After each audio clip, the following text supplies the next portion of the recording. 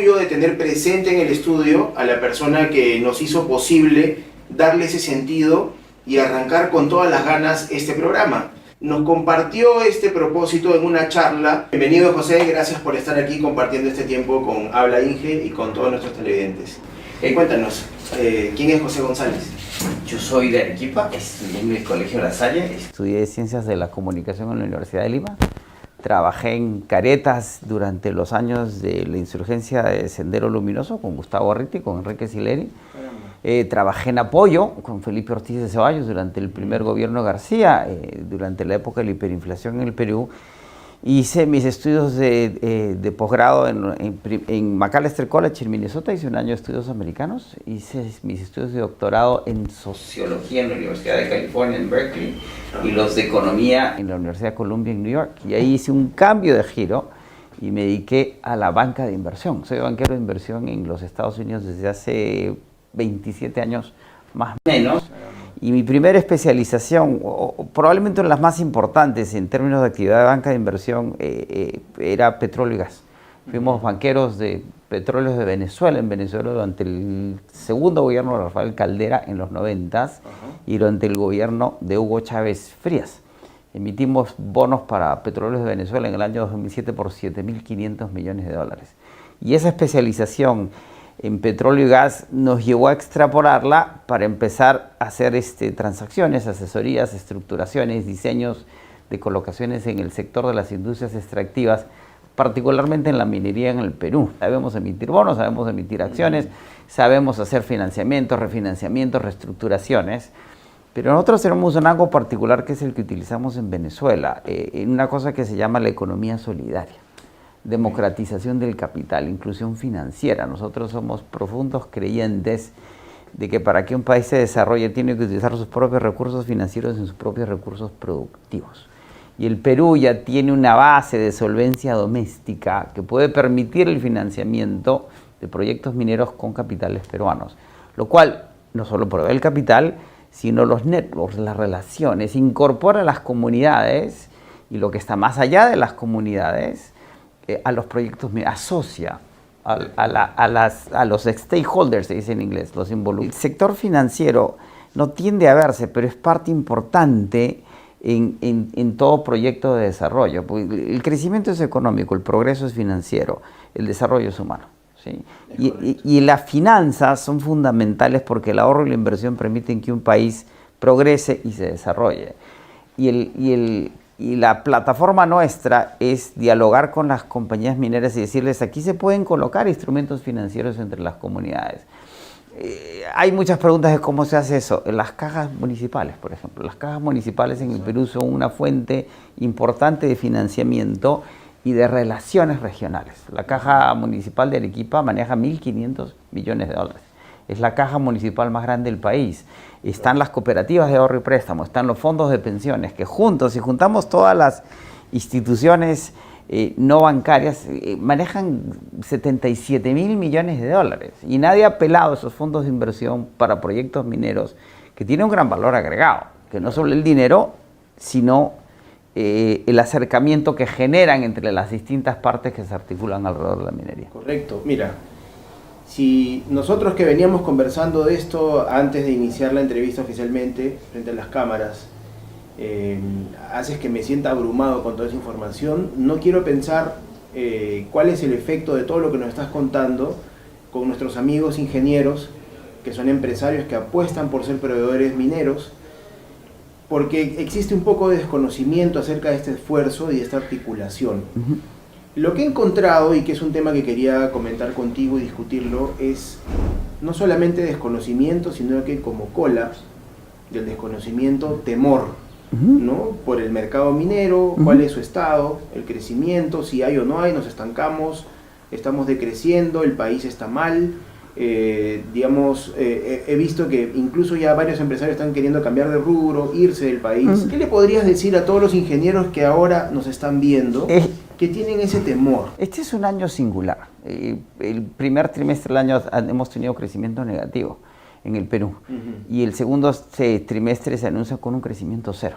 El Mercuba señalaba en un debate que tuve hace un par de días que en los últimos 20 años el Perú solo ha tenido 4 o 5 trimestres negativos. El crecimiento peruano ha sido extraordinario. ¿Por qué decrecimos? Porque el año pasado la inversión privada fue muy alta, que Yabeco se consolida y fue la inversión privada en términos históricos más alta en la historia del país. Hubo un pico.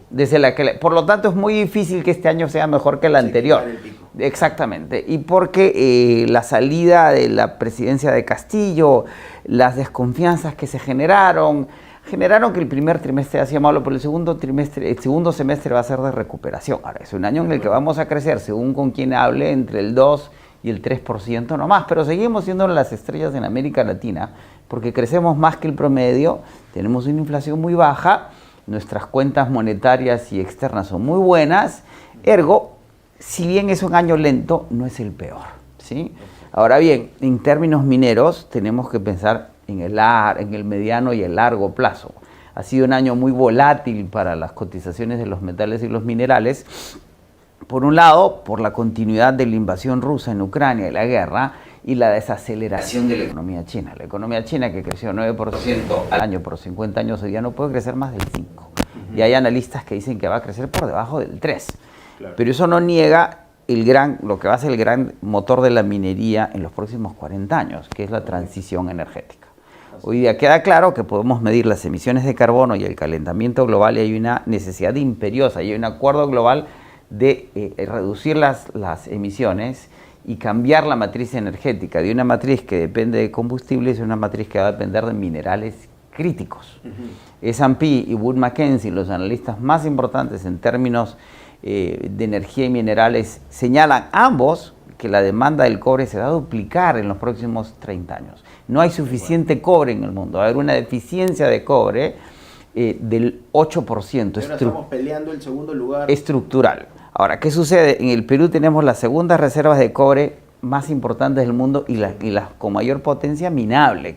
Y lo saben los ingenieros. ¿Qué es la capacidad minable? No solo que el mineral esté ahí, sino que pueda ser explotado, procesado y comercializado. Correcto. Tenemos la capacidad geológica, tenemos la infraestructura física y tenemos la infraestructura de personal. El Perú es una potencia mineral.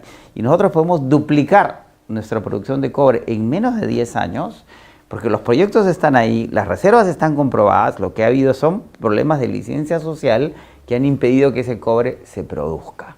Correcto. Dice el INGEMET que si duplicamos la producción del cobre en el Perú, el Producto Interno Bruto del Perú va a crecer 11 puntos, no va a crecer, va a engordar 11 puntos. Esta es una economía de 270.000 millones de dólares, puede crecer casi 40.000 millones más. Superaríamos los 300.000 millones, nos acercaríamos cada vez más a los 400.000 millones. ¿Y por qué 400.000 millones es importante? Pues es el tamaño cuando ya seríamos una economía significativa en América Latina de las dimensiones de Colombia y Argentina. Venezuela estaba ahí, pero por la crisis ha caído. Correcto. Y todo pasa por la minería. Nuestra matriz minera son básicamente 4 metales, pero somos polimetálicos y tenemos una matriz que puede llegar a 13, 14, 15 metales. Es decir, también decía Elmer que en el mejor de los casos la industria agroalimentaria exportadora podría llegar a 10.000 millones de dólares.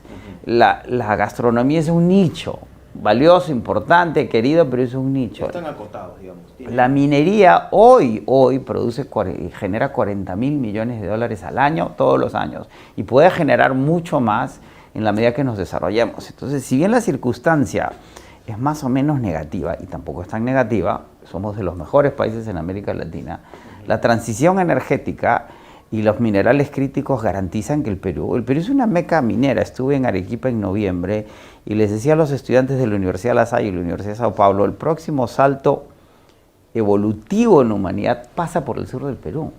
Las reservas de cobre, algunas de las reservas de cobre más importantes en el planeta están en el sur del Perú, entre Arequipa y Moquegua. Uno va al puerto de Hilo y les dice, este puerto en 30, 40 años no lo van a reconocer. ¿Sí? Y lo hemos visto, tú lo has visto, Antonio y yo, en comunidades. En el año 84 fuimos a Uchurajay, a la reconstrucción del crimen de los periodistas. Había que caminar 2 días para llegar a Uchurajay. Y hay una carretera que llega a Uchurajay. Correcto. Es decir, ese tipo de cosas la gente no lo termina de creer. Y yo los decía, porque hay un mundial, el mundial del año pasado en Medio Oriente. Porque hace 100 años los ingleses decidieron convertir su marina mercante, que era la más grande del mundo, el carbón al petróleo. y después de la guerra entre ingleses y franceses se dividieron el Medio Oriente para tener acceso a ese petróleo, terciaron los americanos y hoy día hay unas riquezas inconmensurables en el Medio Oriente. Aquí va a pasar exactamente lo mismo. Y el Perú es la meca, una de las mecas mineras. Lo que pasa es que nos falta visión, nos falta organizar las políticas públicas. El canciller alemán va a Argentina y Chile hace unos meses buscando litio para la industria automotriz alemana, que tiene que convertirse en una industria de automóviles eléctricos. La presidenta de la Comisión Europea acaba de visitar México, Brasil, Argentina y Chile, firma acuerdos de hidrógeno verde en Brasil, de litio en Chile, y no pasan por el Perú, porque estamos más ocupados y preocupados en las cosas que vemos en la Asamblea y en la Presidencia, y no invitamos a las autoridades europeas a que nos visiten. American Lithium, que acaba de comprar, que hace unos meses compró Falciani a la compañía canadiense, siempre me olvidé el nombre, que era la propietaria anterior, acaba de obtener el permiso para hacer 200 perforaciones para confirmar la existencia de litio. O sea, el litio, en el triángulo del litio, las mayores reservas están en Bolivia. Claro. En medida que la geología es similar, debería haber litio en Puno. Y American Lithium no va a gastar el dinero que está gastando en explorar, en haber adquirido, en haberse listado en Nasdaq. Se lista la compañía en Nasdaq. Ya hay un indicio de la exploración, porque se hacen 200 perforaciones más para confirmar, para invertir esos 700 millones. Un instrumento para generar la inversión. Y si American Lithium confirma las reservas de litio de Falciani, podríamos ser el 7º productor de litio a nivel mundial. No vamos a llegar a los niveles de Bolivia, pero podríamos acercarnos. Es decir, y además vamos a agregar el litio a la matriz metálica peruana. Southern Grupo México están invirtiendo $8.000 millones en el sur del Perú, en ampliar la refinación, la fundición. Tía María, ya lo han dicho distintos funcionarios, va. ¿Y por qué va? Porque cuando Tía María se suspende, el cobre estaba en $2.50 la onza, hoy día está casi en $4, y según Wood Mac, es que siga subiendo y puede llegar a $8 la onza. Y el cálculo costo-beneficio de una compañía como Grupo México es a $2.50, no hacía el esfuerzo. A un potencial de 8, por supuesto, puede hacer el esfuerzo. Pero un problema en la licencia social y tensiones con Coca Chacra, que todas son solucionables si se cambian los puntos de vista, las actitudes y las propuestas y los acuerdos, que es exactamente lo que está sucediendo. Y entender lo que los canadienses llaman los First Nations. En Canadá, para evitarse la discusión terminológica, dicen son las primeras naciones. Estaban aquí antes que nosotros. Correcto. ¿De dónde vinieron? O sea, y tenemos que lidiar con ellos, porque si no lidiamos con ellos en términos justos, el proyecto no avanza. Y ya Canadá Natural Resources, que es el Ministerio de Minas, se llama Ministerio de Recursos Naturales, dice que la única forma de solucionar los conflictos sociales es asociándose con las comunidades, haciendo a las comunidades socias en el proyecto minero. Ya no basta Las comunidades piden, pero la minera les dice es imposible. Ya no basta el asistencialismo, asistirlos, porque ellos saben, construyen un hospital, una escuela, un nuevo pueblo, pero la mina produce 30, 80, 100 años y ellos no son parte de ese proyecto. Los conflictos sociales en realidad una mina existente, los más serios en el Perú han sido las bambas. MMG, la gerencia nunca supo manejar, hasta que finalmente se dieron cuenta que con las pérdidas que registraba la mina diarias, que la clave era asociarse con las comunidades adyacentes, las adyacentes a las adyacentes. Al final del día no solo son las 11 comunidades alrededor de la mina, ni las 16, sino es el país entero. ¿Sí? Y empezaron a hacer lo que las comunidades demandaban, que ciertos servicios que proveían terceros a la mina los provean las propias comunidades, pero para eso hay que educarlas, hay que entrenarlas, hay que prepararlas. Es un proceso de largo plazo, pero es importante, porque una vez que las comunidades son parte de la mina y la sienten como propia, no solo la van a proteger y defender, sino que van a contribuir a su expansión y desarrollo. Perfecto, muchísimas gracias, José, por tu tiempo. Sé que estás sacrificando algunas cosas por estar aquí con nosotros, pero tenerte desde Nueva York aquí tenía que capturarte. Un gusto siempre. Muchas gracias. Gracias.